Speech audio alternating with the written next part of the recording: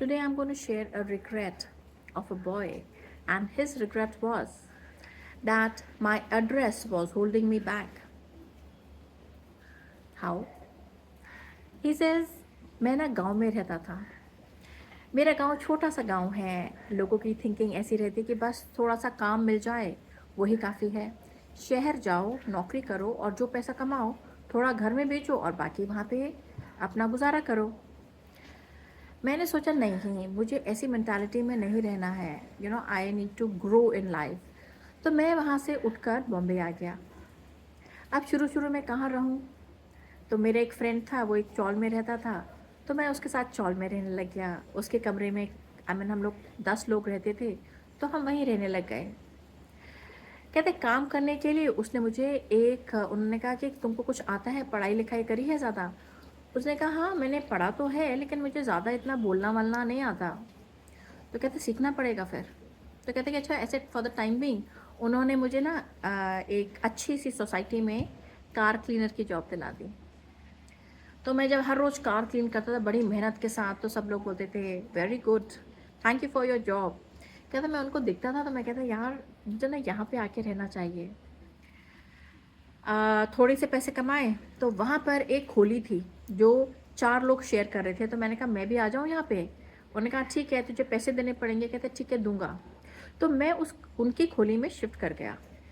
ये इनका कोलाबा वाला एरिया था, थोड़ा पॉश था। तो मैं वहाँ पे खोली में रहता था, काम करने जाता था। वहाँ पे मैं देखता था लोगों का पहनावा, बोल चाल बहुत अलग था। इतनी सारी दुकानें थीं। तो वहाँ से मैंने सफाई तो करता था कार की। फिर एक बार एक शॉप में लग गया, पार्ट टाइम की तरह शाम के जाता था एंड वहाँ काम करता था। मालिक को मेरा काम अच्छा लगा तो उन्होंने कहा कि देखो हम एक फैक्ट्री खोल रहे हैं, तुम चलोगे क्या मेरे साथ? मैंने कहा जी चलूँगा। मैं उनके साथ आ गया, फैक्ट्री में काम किया। काम करते करते करते करते करते उन्होंने कहा कि उन्होंने ही सिखाया। उन्होंने कहा थोड़ा पढ़ना लिखना भी सीख लो, बोलना चालना भी सीख लो। उनके तौर तरीके देखते देखते मैं सीख गया थोड़ा बहुत। तो उन्होंने कहा कि अब हम दुबई में फैक्ट्री खोल रहे हैं, तुम चलोगे क्या? मैंने कहा चलूँगा। कहते इसके बाद हम दुबई चले गए। तो यंगस्टर्स, मैं आपको सिर्फ इतना कहना चाहता हूँ दैट आपका जो पिन कोड है ना, इट मैटर्स। आप कहाँ रहते हैं, क्योंकि आपके आसपास के लोगों की सोच कैसी है। वहाँ पे आ, लोग आपस में ज़िंदगी के बारे में, आपकी नेबरहुड के बारे में क्या बातें करते हैं, उनका एटीट्यूड क्या है लाइफ के बारे में, ये सब चीज़ बहुत मायने रखती है। और एक बार आप जब वहाँ से आ जाएं बाहर, आ, बाहर की दुनिया देखते हैं तो बहुत डिफरेंट होती है। तो हर एक जगह का ना आस-पास उनकी जॉब अपॉर्चुनिटीज़, वहाँ के लोग, वहाँ के नेबरहुड, वहाँ के लोगों का रहन-सहन, बोल-चाल, कपड़ा, सब पहना सब डिफरेंट होता है। तो आप उनसे बहुत कुछ सीखते हैं। एंड कई-कई बार मैं सिर्फ इतना बोलूँगा दैट समटाइम्स आपकी जो फर्स्ट जॉब है, वो आपका पिन कोड आपको दिला देता है।